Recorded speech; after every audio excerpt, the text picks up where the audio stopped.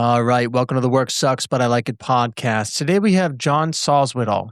John has spent nearly 30 years in the insurance industry. His work has made him realize that many people aren't stuck because they lack ability, but because they're trying to carry too much in their own head. He's also the author of Stop Leaving Life on the Table, Design Your Path and Live Intentionally. John, welcome to the show. Thanks, Tony. It's great to be here. Been looking forward to it. Oh, awesome. John, define work for us today. Boy, that's a tough one. Because there's a difference between a job and work. And I have my life work, the different things that I'm doing, and it's different than the job I used to have. And now my work is helping people to find their work. And so I guess work is those tasks or that task that you are called or designed to do and that you do.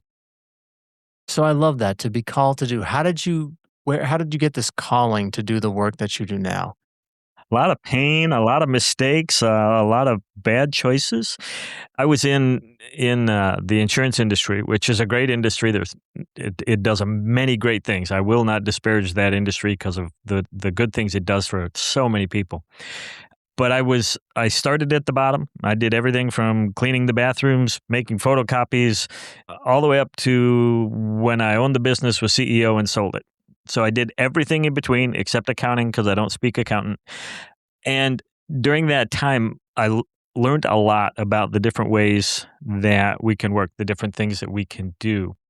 And it got to a point where I was starting to feel I'm not quite lined up anymore. It was a little tougher to get out of bed in the morning.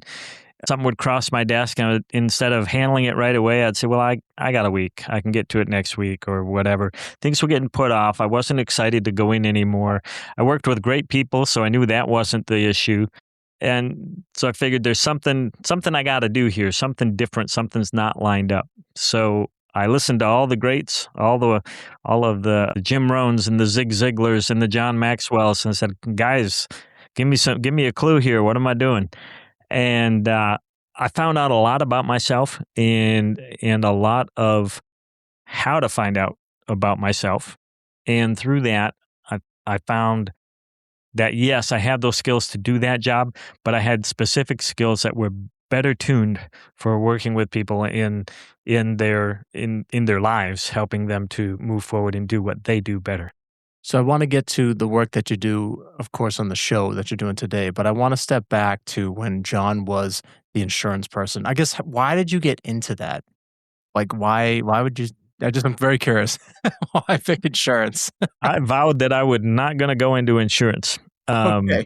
Because, and not that there was something wrong with it. My dad was in insurance and was in it for many years, and I just didn't want to do it. And I guess make my own mark, find my own way.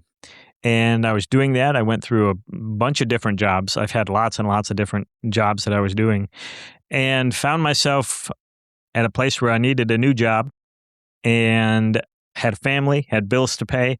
So I said, well, he's hiring at his company, so I'll jump in. So I jumped in right at the bottom and ended up spending a quarter of a century there. So, and it's kind of funny because if you asked him after he had been in the industry for almost 50 years, how did you get into insurance? He said, I just took it as a job until I found something better.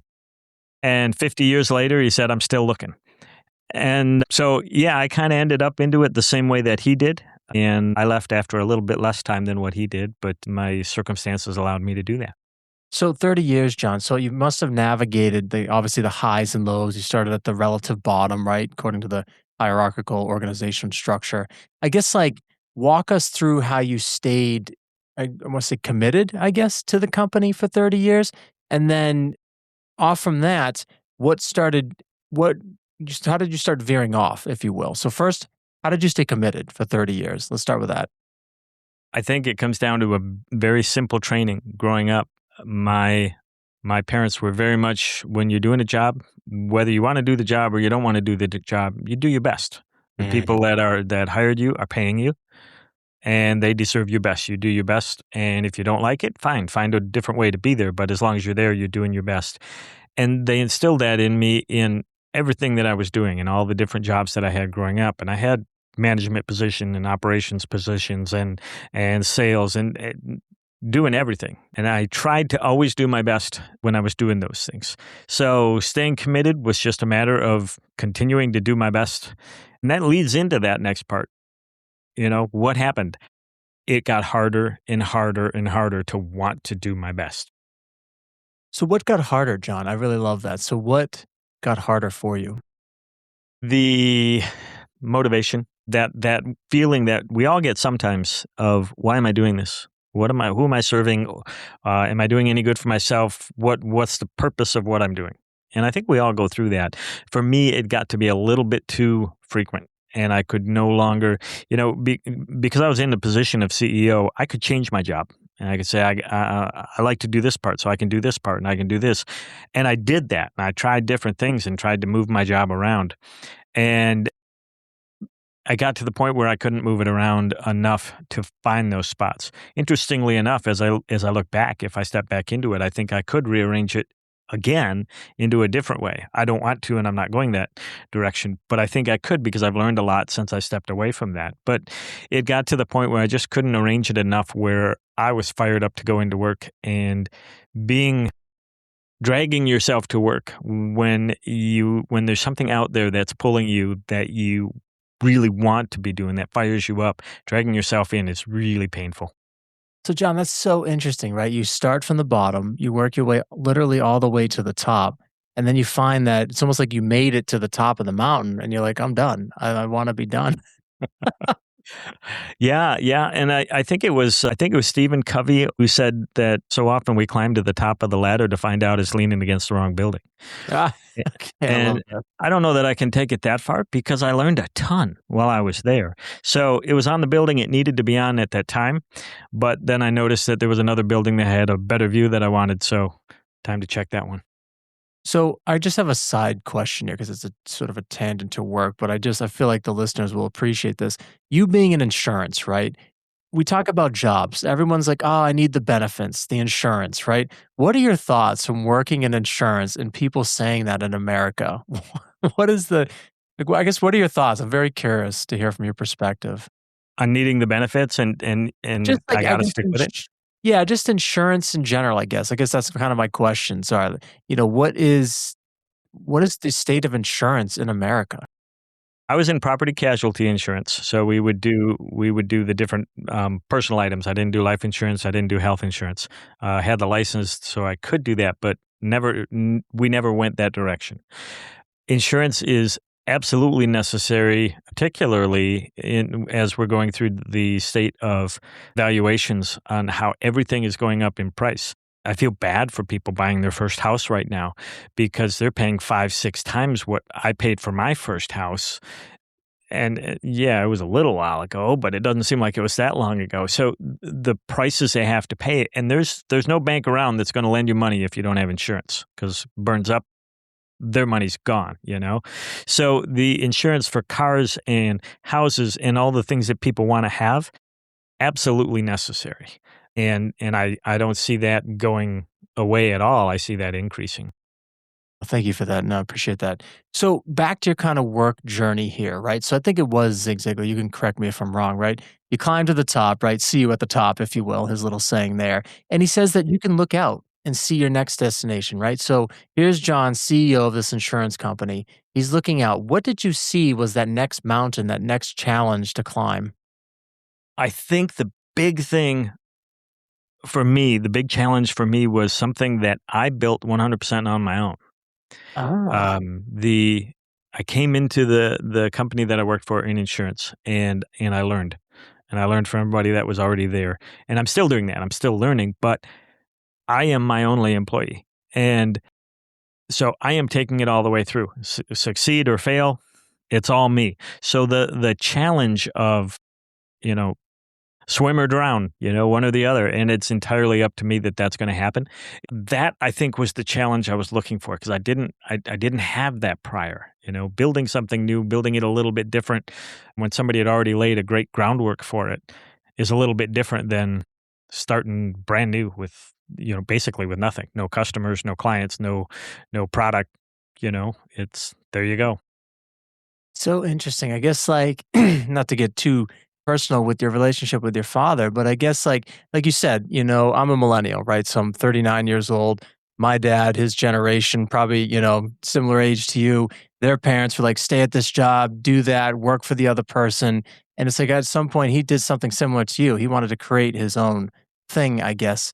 I guess what I'm trying to get at is, you know, what did you have to do personally to be able to kind of separate the emotions or juggle the emotions? Like that had to have been a lot of sort of emotional sort of weight because again, I look at it, you're a CEO. You could make all the decisions, right? You own the business. But there was a slightly different perspective, right, that you wanted to have on your work. You needed to own it from a different perspective. Walk us through that emotional work or whatever you called it to get to that kind of clarity.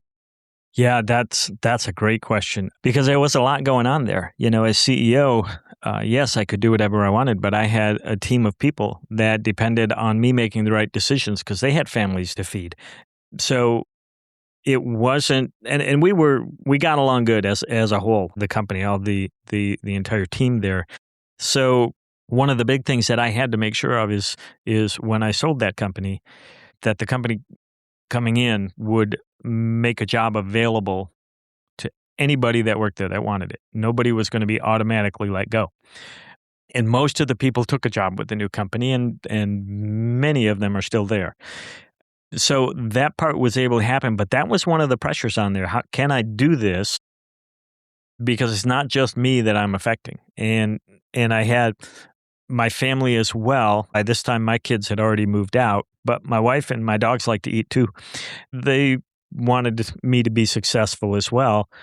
So the big thing that I had to figure out, I had to spend the time before I did anything to figure out, well, if I'm going to make this change, what does success look like? What is it? And that's one of the big things that I work with people on is just figuring out what is success. It's not necessarily those things that social media or TV or whatever is telling you. It's not the big cars. It's not the fancy house. It's not the Rolex or vacationing every. Maybe it is for you, but it's not necessarily that. And so I had to take that time and really strip all that away, figure out what are the voices that I want to listen to that actually mean something to me, that are important to me. I'm a Christian, and the Christian basis of it, how do I pull that out and serve in that capacity as well? Pull that all together to use the gifts, one that I have and I'm good at, but also that charge me and fire me up to do. So it was really a stripping down and learning myself. So, John, how do you see success then today? For me, success right now is helping people and seeing that one of the most exciting, anybody that coaches probably knows this. One of the most exciting moments in coaching is when you're talking with someone and you see the light bulb go on or you hear the bell ding in that person's eyes, and you know, okay, they've made a decision, they figured this out, they've learned something, they can do something with it. That is amazing. So the more I can hear that, that's the most success that I'm going to have is how can I help the most people to find the things they're supposed to be doing. That, John. So, one of the things we like to say in the show is that success is not a matter of good luck, it's good skills. So, what would you say is the skill that you're developing to help people find the work that they like to be doing or should be doing or need to be doing? My biggest skill that I have had to develop, and you can talk to anybody that I've worked with over the years, and they will attest that this has not always been my best skill, is listening and being able to hear what people are saying, and me not having to have the answer all the time, which is also a change. When I was in my 20s, I knew everything. Just ask me. I had every answer. I know a lot less now, and I have learned that in chatting with people, a lot of people have their answers. They know what they have to do. They just need to sort it out. They need to have the confidence to go forward with it, or sometimes just know how to take that step. But the listening is the key part of how do you find that? Is that where they really are, or is there something else going on? And I've had to really work hard to get my listening skills better. So I feel like today, John, the landscape of, let's say, sound is very high and chaotic. How do you listen in today's culture with online, you know, whatever noise or conversations, whatever we want to label it. Very carefully. Yeah, Um, yeah, right. Yeah. So, there are a million things out there telling you what you're supposed to do and what you're supposed to believe. And whatever your beliefs are, you will find 1,000 people that will back that up, or whatever you want to believe, even if it's, if you hate Trump, you can find a million people that hate Trump. And if you love Trump, you can find a million people that love Trump. And for the same reason on both sides, it's just a matter of how they twist or turn one phrase. And the algorithms out there, the search engines, they will find you those things to back up those things that you already want to know. So you have to consciously look for other alternatives, things that you maybe don't agree, and at least hear them. Because the people believing them, for the most part, they're not idiots. They have a reason that they believe what they believe. They see something different than you do. You can learn a lot from it. Doesn't mean you're going to change your core beliefs. And that's why it's very important that you start off with your absolute core beliefs. These are things I know to be absolutely true. Keeps you grounded when you look into those other things and try to learn from people that don't necessarily agree with you. so along that line, John, if, let's face it, like disagreements sometimes can feel personal. How do you navigate a sort of tricky situation when it becomes personal? Deep breath is Yeah. probably the first place. Art. Uh, the old thing mom taught me growing up, count to 10. There you go. Yeah. Um, when it starts getting personal, you have to at least one of the two parties has to realize, okay, we're not accomplishing anything here, and either I need to shut up and listen and really be willing to listen, or we need to stop talking, just for right now. I know people who just stop talking altogether and they never come back to it again, and that's a shame because you don't learn that way. But sometimes you need to take a moment and step back and get the emotions out and say, okay, let's get back to the facts when we can in a little bit, but let's pull those emotions out. And we have to realize that sometimes we are wrong. And even those things that we're pretty sure about, we're still wrong sometimes. Nobody's right all the time. No, I love that. So let's walk through kind of a scenario then, right? You've stepped back. I love that, right? The tension's very high. How do you step back in, right? I feel like you could be still charged. You still could be wanting to go at it with the other person. What's your strategy to tell someone how to step back into that conversation? Because to your point, we don't want to avoid it. We don't want to just neglect it and walk away. We want to try and solve it, right? And try to fix it or whatever the solution might be. Right. The 7 Habits by Stephen Covey, he hits it really well. Seek first to understand and then be understood. So to step back in, you know what? We've been arguing here. I haven't listened well enough to you. I don't understand what you're saying. I would like to understand because we can have a much better conversation if I know what you're saying, whether I agree with you or not, if I understand what you're saying. So please take the time and explain. And then you listen with the idea of understanding what they're saying instead of listening with the idea of finding the cracks in their armor so that you can get them. Take the time to figure out why do they mean that? Because, like I said a minute ago, they're not necessarily idiots. I had to throw the necessarily in there because every Yep. once in a while it Me seems. too. But people come to their ideas for valid reasons. And we are not smart enough to have all the answers. So let's learn from them and learn what we can, learn what works, what we can agree with, what we disagree on. It's funny because you see or maybe sad is a better word. You see the great division between people and how there's just this huge giant chasm. And if you really look down to it and you talked about things through and logically, you probably agree on 98% of things. Mm. There's just 2% that you're mad about and or passionate about and you want everybody to agree with you on. 98% agreement's pretty darn good. Why do we have to think somebody's terrible because they don't agree on that 2%? Mm. But being vulnerable, right, is tough, right? It's almost like you said, I'm agreeing with all of this, or I'm just trying to play devil's advocate here, right? Come at the other side. Like, you do that and say, well, I might be wrong. People will view that as weakness. Why is it important to show that as a strength? You're absolutely right. People will view that as weakness, and that's sad. But what's important is that you understand it's a strength. And you have to see it that, okay, somebody's got to be the strong one here. And at this moment, that person is not making that choice to do that. So I'm going to do that. You have the choice. Your choice in how you respond to stuff it's one of the few actual choices that you have in your life. And you can choose to play that strength just because it's the right thing to do. No, that's awesome, John. So we're going to kind of steer the ship a little bit differently here. So, very curious with the title of your book, Stop Leaving Life on the Table, Design Your Path, and Live Intentionally. What made you come up with that title, and why did you write the book?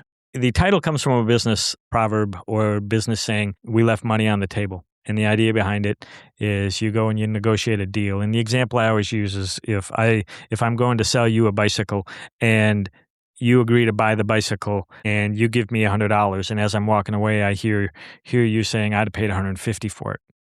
I just left $50 on the table. That's the basics of where that concept came from. And I heard that time and time again. I got a degree in business, I got a degree in management, and you go through all of those things and you hear that time and time again. And I realized that we do this with life all the time. We're constantly taking less or getting less from our life than we need to be. There is so much there, so much abundance. There is full abundance for everybody. There's no shortage of things. And we're just leaving it out there by hesitating, by denying, by not learning, by being judgmental, whatever you want to do. We're leaving it out there and we're missing out on so many things, from my perspective, so many things that God has in store for us. And we are so busy protecting this little tiny thing that we have that we're losing the abundance that's out there. And I wrote the book just to tell people that. What's the biggest thing that you see people leaving on the table? The thing that ends, at the end of life, and you say, I wish I would have, and Ah, it's different. Yeah, spent more time with my kids is one. Patented this invention that I have so I could have sold it. Taken more vacations. It could be, it's just like the definition of success. It's different for everyone, but it is some regret that is out there, something that we're not reaching for. We're not allowing ourselves, we're putting artificial limits on. I could never do that because I'm not smart enough. I didn't come from the right family. Well, that's baloney. The people come from the most obscure situations and do amazing things, whatever amazing is to them. You know, you it's you don't have to be from anywhere in particular or be anyone in particular in order to do those great things that you may want to do. And people lose sight of that. They put limits on, they put barriers on the things that they can do when they don't need to do that. it's one thought I just had, John. I feel, people want more and more, right? And they think that's success. Can we be happier with less with our expectations? Is that something? What is that thought? How does that resonate or does it not? Oh, it really does, Tony. And I've struggled with the biblical phrase of being content in all situations. Well, what does that mean? Does that mean whatever job I'm in, I'm content there and I never do anything different? No, it doesn't mean that. We can be content and still strive for something different. Be accepting, this is where I am and I'm perfectly happy with what this is. I can do more with this, but it's not going to change how I value me.